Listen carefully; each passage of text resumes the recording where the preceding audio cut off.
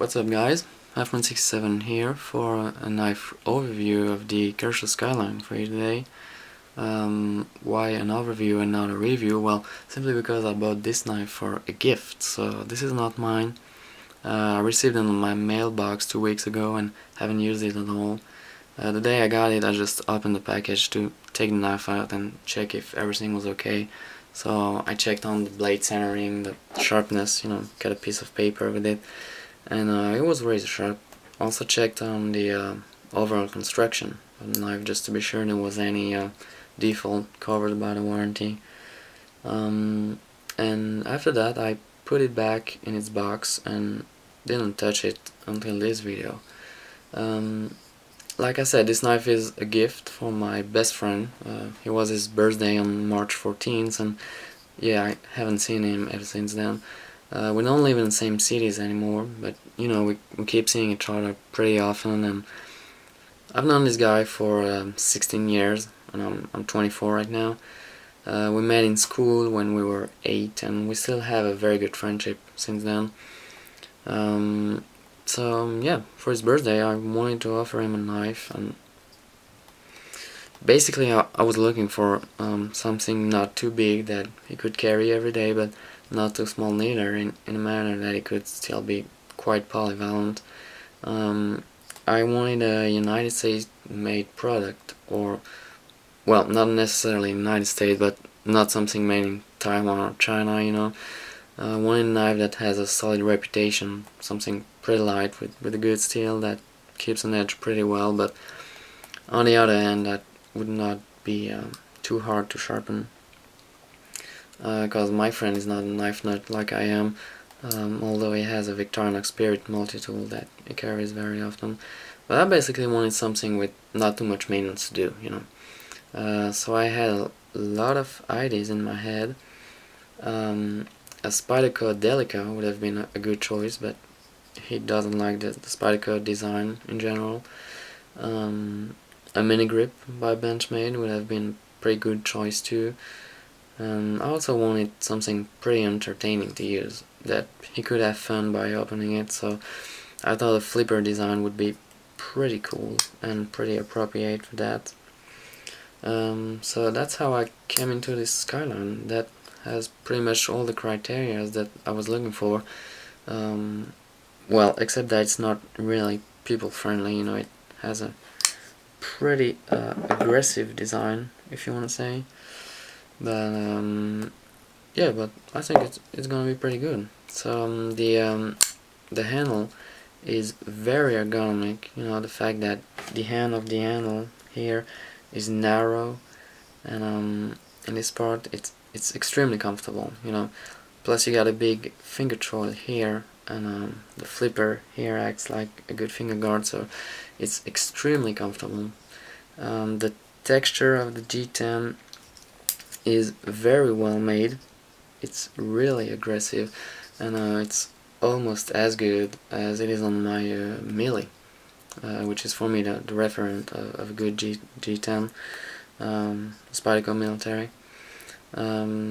So yeah, and overall it's really well made. The quality control is very good, especially compared to another Kershaw knife. This is the Kershaw Oh So Sweet, and yeah, it has a lot of imperfections. It's made in China, and I mean, despite what Kershaw may say that the quality control is the same between the knives that are made in China or the USA, you definitely see that it's not the case with this one. There are a lot of imperfections on this knife, and I'll make a review on this guy later, but yeah, so this one, serious quality control, and I really appreciate that. The pocket clip, I don't really like that. I mean, it's too thick, and short. I don't know how it is on your pocket, but I think it's gonna be pretty aggressive, considering that the G10 is really grippy and it seems pretty tight, so yeah, it's gonna be pretty aggressive. The locking mechanism is a liner lock that engages pretty far, So there is no blade play at all, side to side, up and down, nothing. And I think it's gonna be pretty safe. It's maybe a little hard to close, mainly because it's pretty hard to access. Well, I'll take my Millie here as an example of that. Yeah, you see you have a big cutout here that makes really easy to access the line lock on the other side. On the Skyline, the cutout here is not big enough, you know. So just comparison, you see. So it's gonna be pretty hard to access and push the liner, and well, they did that because of the design itself and the fact that they decided to use this part here as a finger choice. So they couldn't have cut this side out further, you know. But well, I think when you're used to it, it shouldn't be a problem. Maybe when you're kind of used to it. Again, I don't know. You haven't never used it. Let's take a look at the deployment right now. It is a flipper design, so this little bar here, see these little bars that you see, they're not meant to be used as thumb stud. They're way too close of the handle to be used as such, and it's really hard to open like that. You don't have enough space here to put your thumb, so it's gonna be pretty hard. Even if it works there, you know, when I'm trying. Yeah. But believe me, it's pretty hard to do. And they are actually stop pins, you know. They're not meant to be samsud, but they are stop pins. Because there are not any stop pin here in the back. So you gotta use the flipper to open it. And it's definitely not as smooth as what I had imagined. This is not an assisted opening knife, and it's pretty hard to open smoothly without a little wrist motion. I mean, if you make a wrist motion, it's really easy to open. But you know, if you want to do this only with your index finger, you see it's, I mean, yeah, it's not locked. No.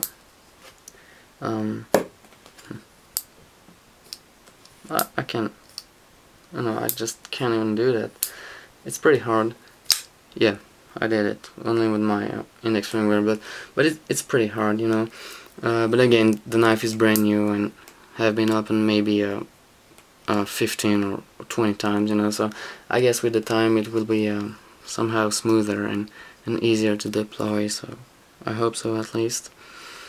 The blade is made out of 14C28N, and I don't know much about that steel, but apparently from what I've read here and there, it's somehow comparable to VG10. So as I said, I haven't tested the knife, so don't quote me on that, but if it's the case, I mean, if indeed this steel is similar to VG10, then this is a very high value knife, because VG10 is a very good steel. Again, never used it, so can't really talk about it, you know, but I've heard a lot of good things about this steel, and the Skyline is so popular, you know, that I thought it was a good choice to try this out. Yeah, just want to add that the blade is a hollow ground, and it's pretty thin, so I guess it's gonna be a pretty good slicer. Yeah, so yeah, I think I said all I wanted to say about this guy. It's kind of hard to make an overview of a knife because there are several elements that I haven't tested by myself. So, well, I mean, it's kind of hard to talk about a knife that I've never used, obviously. But yeah, I think the Skyline is a great choice for EDC knife. I mean, it's light, it's thin, comfortable, and there's a lot of good things in this knife, really. And also a great and an affordable gift, I think. So yeah, that's all for today. Do not hesitate to leave a comment, and have a good day. Bye.